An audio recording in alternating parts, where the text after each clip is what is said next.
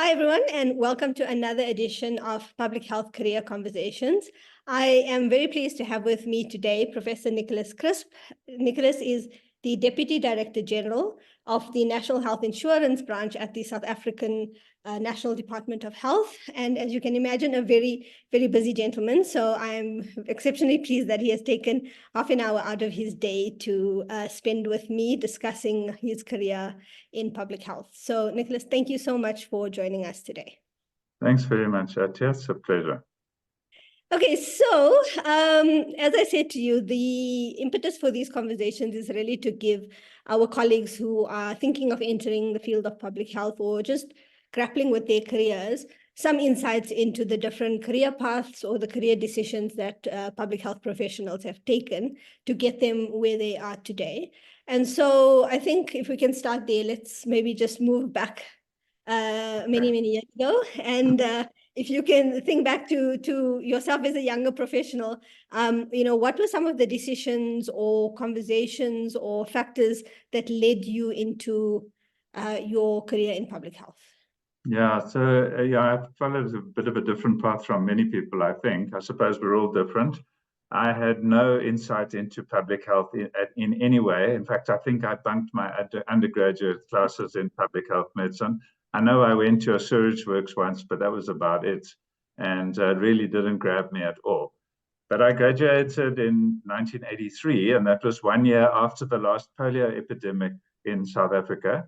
And in 1984, I found myself at the epicenter of that polio epidemic in what was Gazankulu and is now part of Limpopo.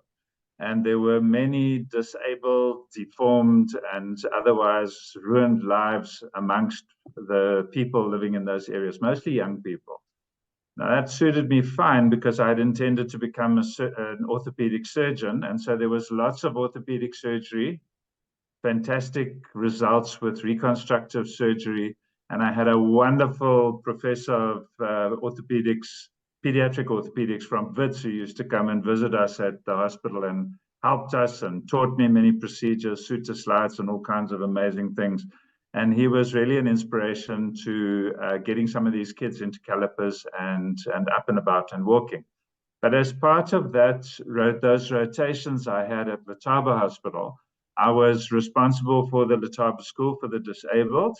And most of those people who were living there were post-polio. Some of them had spina bifida and osteogenesis imperfecta and other deformities as a result of their conditions.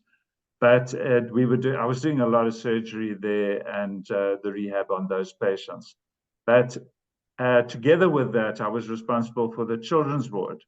And so we had this big 40-bed children's ward that was just overrun with measles and then with patients with diarrhea and then little kids with marasmus and kwashiorkor and marasic kwashies, and of course neonatal tetanus. And the neonatal tetanus is the most devastating thing to manage.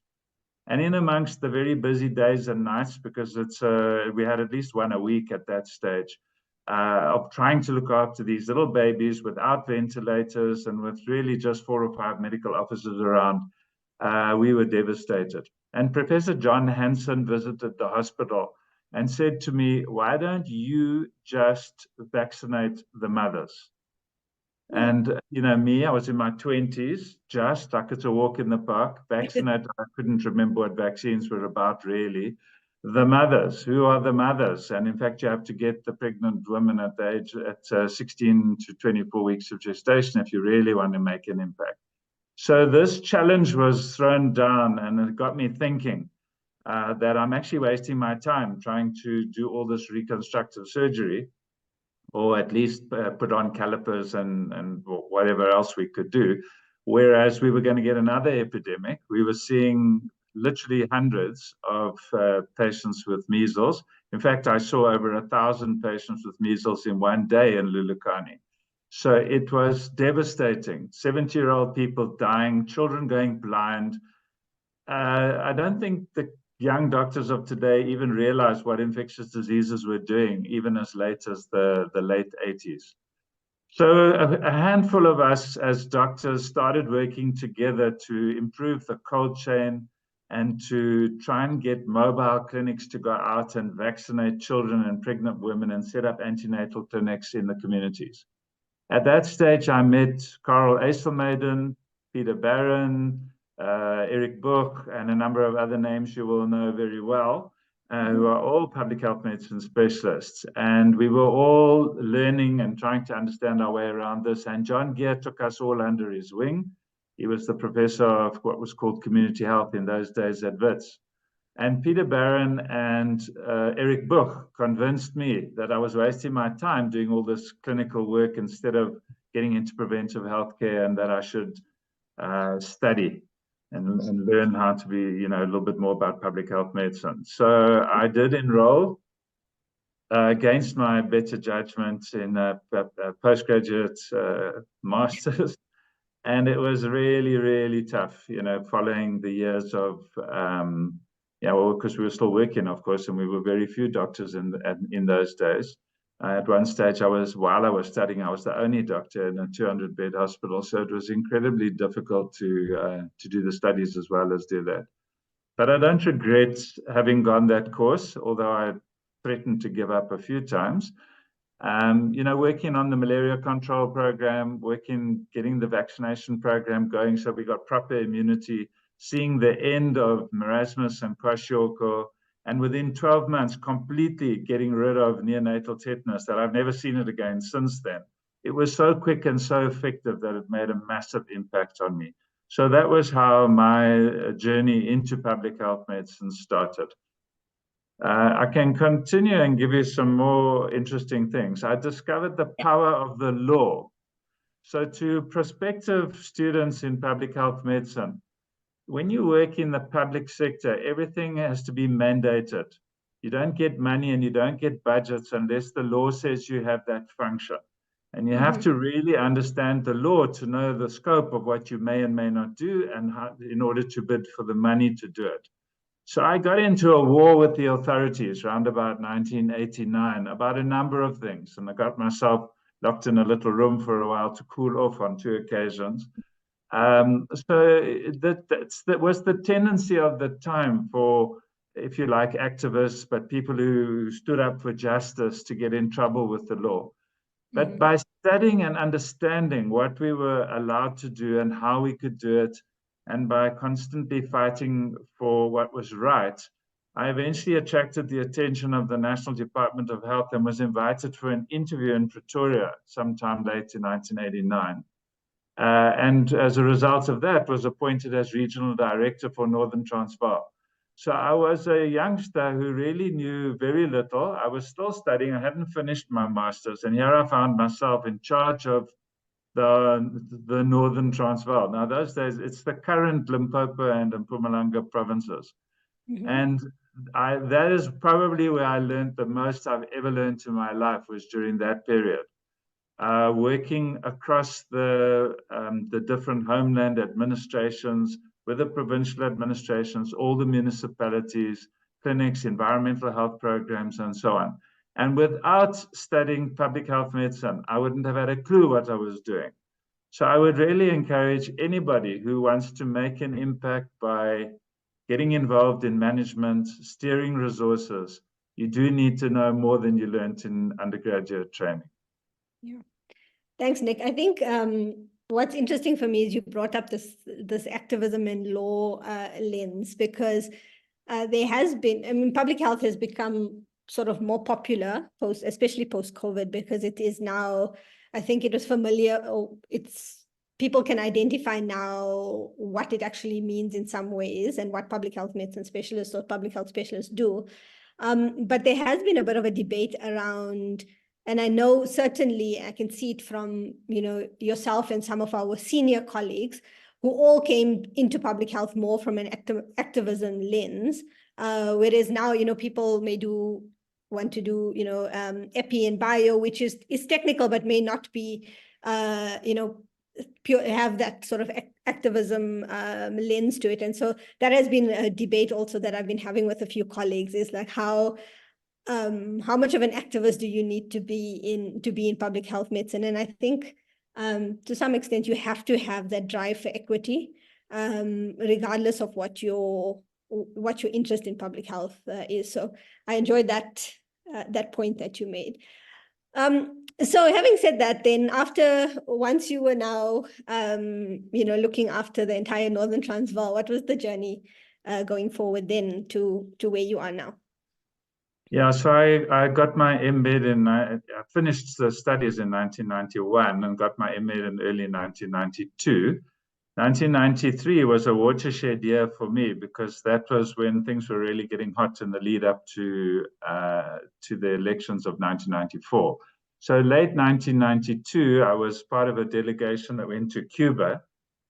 We went through Mexico and we had to go without passports because we were not allowed to be in Cuba in those days. There were a whole lot of countries we weren't allowed to be in.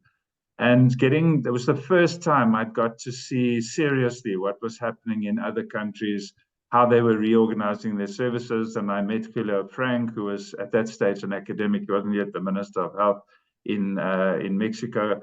Got to know quite a lot of senior activists in South Africa, from South Africa as well, a lot of them had been abroad. So it was a fascinating sort of consolidation of a whole lot of stuff that I had learned on paper and was starting to implement. And around that time, I was also sent on the first official delegation from South Africa to a World Health Organization meeting. And I went to Brazzaville to a malaria meeting. Now, I was obviously had the responsibility for the running of the malaria control program in what was Northern Transvaal. So I was reasonably well informed, but that was also something outside of my comfort zone and very different being in Brazzaville at the time. They were across the river, they were at war in Kinshasa, and it was a very violent space in those days. And quite different. So anyway, then towards the end of 1993, I had a run-in with my employer yet again because they were pushing the licensing of all private hospitals in an attempt to create a cushion prior to the 1994 elections. And in fact, that was the beginning of the end as far as I was concerned. And just destroying the public service by approving every single private license application, even though it meant that the only place to get the nurses, pharmacists, doctors, and so on was out of the public service. It was really devastating at the time. Anyway, so I resigned and I joined one of the big 5 consulting groups as a consultant, where I found myself for a few months, and then the elections happened in April 1994. And a week after the elections, Dr. Joe Pashler phoned me and said, Nick, I need you to come back to Limpopo and come and help us, because it wasn't called Limpopo in those days, but we need you back here to pick up on the stuff that you were doing when you worked here, and please come and help us in government again. So my employer seconded me for a year to go and assist with the preparations for the new government. And it was such fun that I applied for the job, and from April 1995, I was the head of the new Department of Health. We didn't have the current constitution. We had an interim constitution, and at that time, what it was about was getting rid of all the many different administrations, reorganizing the way we delivered across all these many boundaries. It's quite hard to explain to young people of today just how complicated apartheid was at the time. So it was interesting. It was good. It meant that I was part of what was MINMEC, so with the minister and the MECs, the heads of departments of the 9 provinces, and part of the formulation of the new policies through that period. We didn't have the PFMA yet. We didn't have the new Public Service Act yet. We didn't have a whole lot of these procurement things that are in the way of getting things done. And we did have a couple of donors with very flexible loan agreements or donation agreements. So we were able to take decisions and do things very quickly to fix things that were broken.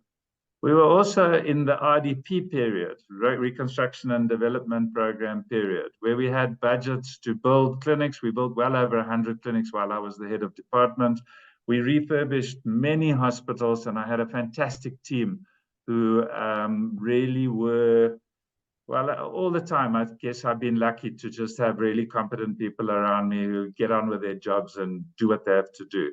So I think we were able to get out of the old homeland way of doing things and the paucity of resources. We were less than 100 doctors in the whole province at the start of 1995. And there are hundreds now. So definitely has improved, although people don't always notice those improvements. And so that took me to my end of my term in 1999.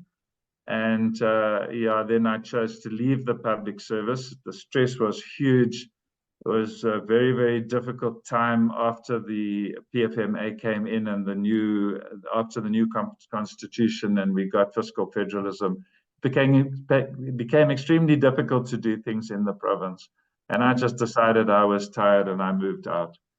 And I got the job to establish the National Health Laboratory Service from scratch. Sort of from scratch. I mean, the SAIMR, the old South African Institute of Medical Research, was there, and I'd been the chairperson of the board. So as a private consultant, that became my next big job. But I also started to work in Nigeria back in early 2000. It was 6 months after the end of the military government, and the place was a complete shambles, absolute wreck. The health services were devastated everywhere. And I was asked to join a team to work with the minister and the Ministry of Health in Nigeria. This was now the first civilian minister in many, many years, to start to rebuild the health services in Nigeria. And that was an absolutely unbelievable opportunity. I went back to Nigeria 53 times over 16 years and spent a lot of time in Ghana and Tanzania and elsewhere as well. So it was really a privileged period. But eventually it wears on you, all the travel and the stresses of being held up at gunpoint and getting sick and so on. And I got very severe malaria and I ended up in ICU and then just decided, no, now I need to slow down. And I was happily slowing down when Minister Mkhize called me back to come and help with National Health Insurance. So that's sort of the summary of like a 20-year period. I was just about to say, I don't know what your definition of slowing down is, because knowing where you are and what you're trying to do at the moment. So I just want to, before I ask you my next question, I just want to say, to pick up on a point that you made earlier, for those that are watching, public health medicine previously used to be a master's degree in community health, before the formal registrar program of rotating the way other clinical specialties rotate. So many of our senior colleagues have a master's in community health and are recognized as public health medicine specialists, whereas now currently the program requires you to both do the master's in community health and as well do the specialization through the College of Medicine in South Africa. So just if anyone is a bit confused as to what that nuance is. But Nick, I mean, it's clear to me, from your many years of experience in basically trying to set up organizations or to turn around health systems, that you needed some insight into the health system, but also from both on the ground and as well as the more theoretical experience that you would have gotten from a master's. And now you are doing it on a mass scale. I think people maybe don't understand that the national health insurance is not just a policy around financing, but there's in order to make this financing policy successful, we have to change the way the health system functions. Would you mind reflecting just a little bit more on how your journey has led you to be able to undertake this real mammoth of a task of implementing the national health insurance? Yeah, so look, I think the nice thing about public health medicine is it's got many dimensions and angles to it, and one needs to understand all of them in a way to be able to see the whole health system. But you can't be an expert at everything. And so many of us do choose what grabs us best. So I have spent most of my time in management and law, if you like. But obviously I understand the epidemiology and I can do the basics of understanding scientific papers and biostatistics and things that you would expect of any specialist. So, but that's not been my strength. And I also, we were forced to do occupational health as part of our masters. I'm sure that's still part of the curriculum. So that is still very important. And there's quite a lot of law involved, labor law and occupational health and environmental law that's involved there. So my interest in how the law works and how the financing around the law works and how you manage resources, both people, procurement of goods and services, and the way in which we deliver services and pay for them has always fascinated me.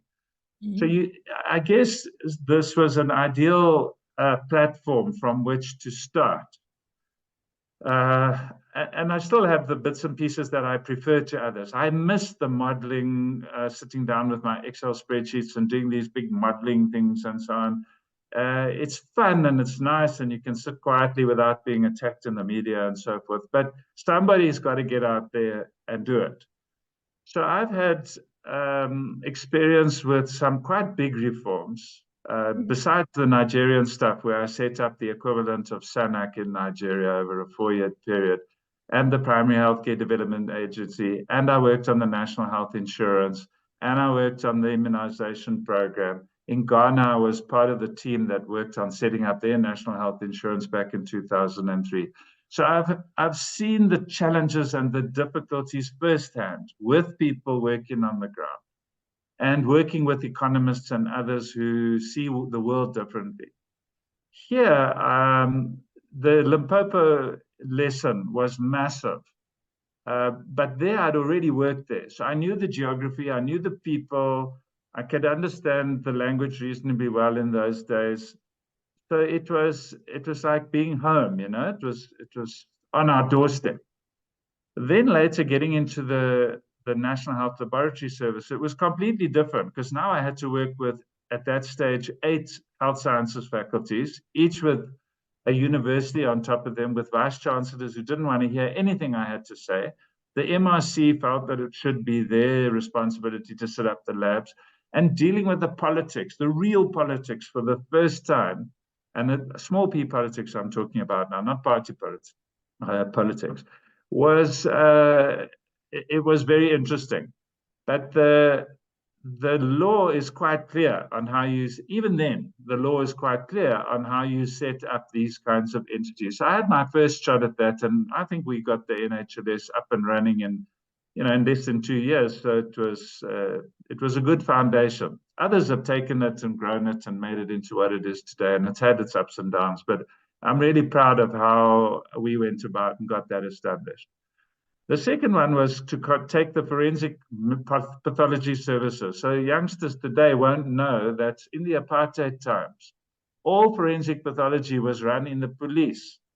And they did it on purpose because they could hide the trauma and the deaths and everything that were happening in the prisons because they controlled all the mortuaries, and all the post-mortem findings were controlled by people who, were going to say what their masters said they should say, and not necessarily what they found. And there were some quite brave colleagues, some of them were my undergraduate colleagues, who made a lot of noise and exposed what was going on. So I finally got the job, in later years, to take the forensic, what they were called the police mortuaries, out of the police and to create a forensic pathology service from scratch. All these FPS vehicles you see driving around, none of them existed. They were definitely not in the health department. And most of the mortuaries, even though they're a bit run down again now, were absolutely disgusting at the time. So that was the second really big one. And then the third one was SAPRA. So I'd been working with the National Department of Health on a few other projects. And I was asked by the Director General to look at the whole way in which regulation worked, because there'd been criticism from the WHO and others about the lack of objectivity and independence of the regulator in South Africa. So I was involved in designing how, in South Africa's context, with our PFMA and the Schedule 3A capabilities, we could take the what was the Medicines Control Council out of the National Department of Health, establish SAHPRA, and add to it not just medicines, but take it broader and add medical devices and diagnostics and the other health products.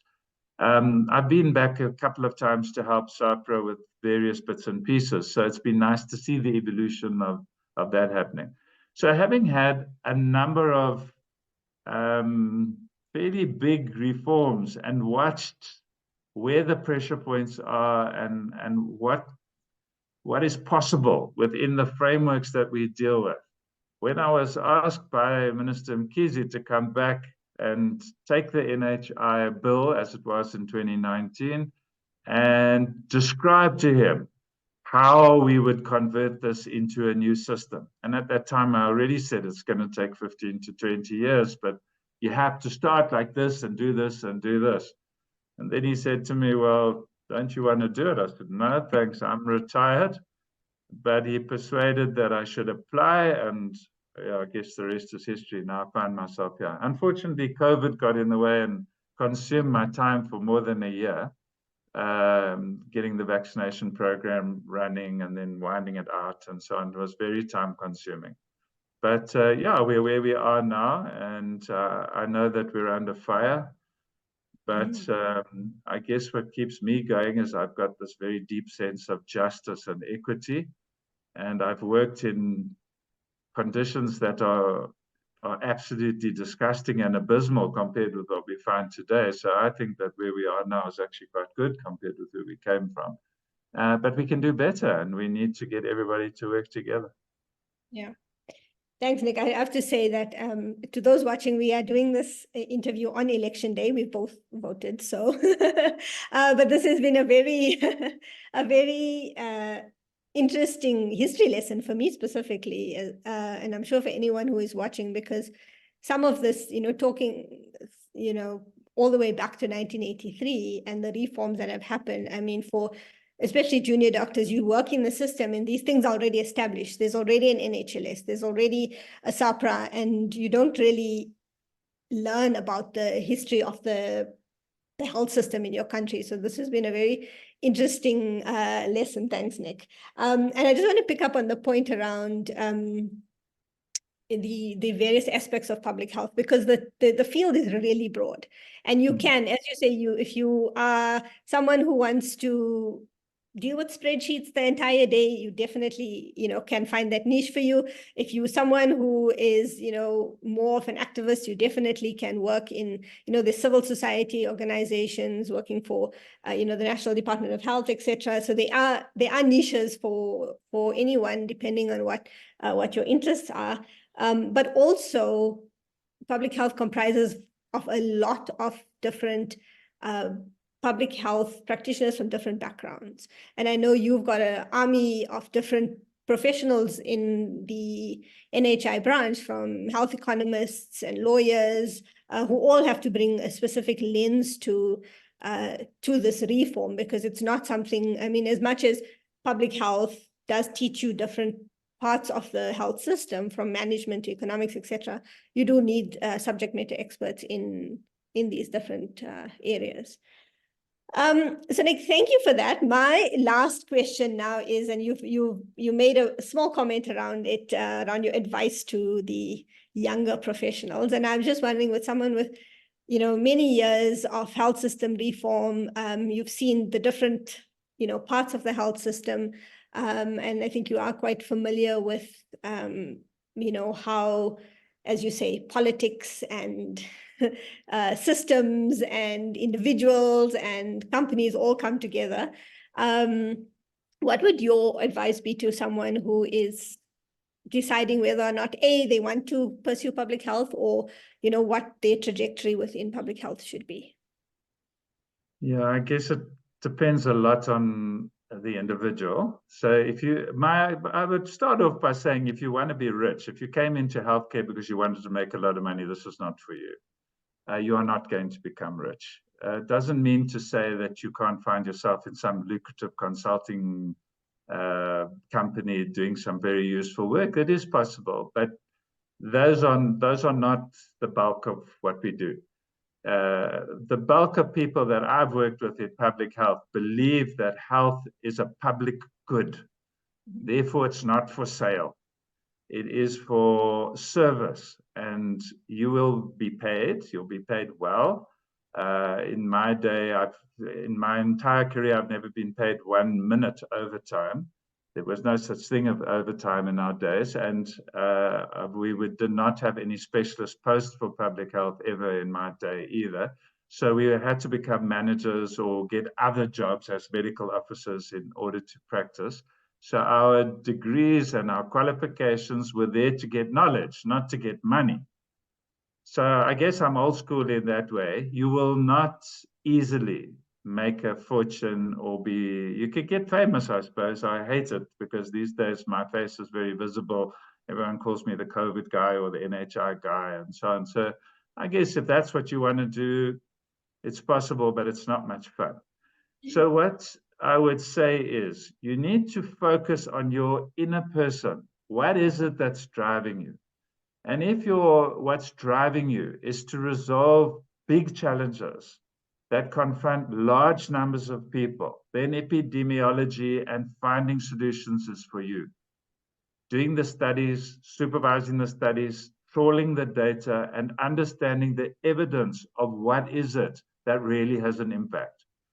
If you have a sense of justice and a sense of fight in you, and you are prepared to stand up and make noise, you can go the path I've taken into management where there are battles, plenty battles. If you have a strong bent on occupational health, then both the epidemiology and the occupational health will stand you in good stead, and you can do great things to make sure that workers get a good deal and that they are healthy where they work and that they contribute to their workplace and to society. So look, it's a long slog. It's a lot to learn. But if there's one message to anybody who studies postgraduate, it's not about the end product. It's not about the degree at the end. It's about, one, what you learn so that you can use it. And number two, that you learn a method of constantly learning. There's not a day in my life that I don't learn something I didn't know when I woke up in the morning, because other people are working on things as well. And you learn a discipline of reading. You have to read quickly because there's a hell of a lot to read, but of sifting the garbage from the useful and having a mechanism of filing it, that you have a method in your head that you can extract it again when you need it, when you see the need arises. So don't believe that just walking out and getting your M.Med or your PhD or whatever is the end of the road. That's the starting line for what you're going to do with the rest of your life. Thanks, Nick. I want to say I'm very happy you brought up the point around pay, because it's something not very often spoken about. And I remember when you first engaged with us as registrars, that was one of the first comments you get. And I think a little bit of perspective is also important in a country such as ours. Even though we're not paid in the same way private sector doctors are paid, we are still in the top 1% of the population. So you may not be super rich, but by and large, you are still rich in this country. So I think it's a very important point around having that passion and that deep sense of equity and wanting to actually change things for the less privileged in South Africa. So thank you. I really appreciate you taking the time. I just want to check if there's any last comments that you would like to make before we close. Not really, Ati, except to thank you and to wish anyone who's watching this video well. I'm always happy to mentor and help and share ideas, even if they're not as relevant now as they were 35 years ago. The real bottom line is that life is a journey. It's not an event. And so you don't have to squeeze everything into the moment. Enjoy the moment, but enjoy the journey. Thank you, Nick. Those are lovely, lovely words to end. So I'm not going to add anything to that. Thank you again for joining me today. I really, really appreciate it, and all the best on your journey forward. Thank you. Cheers.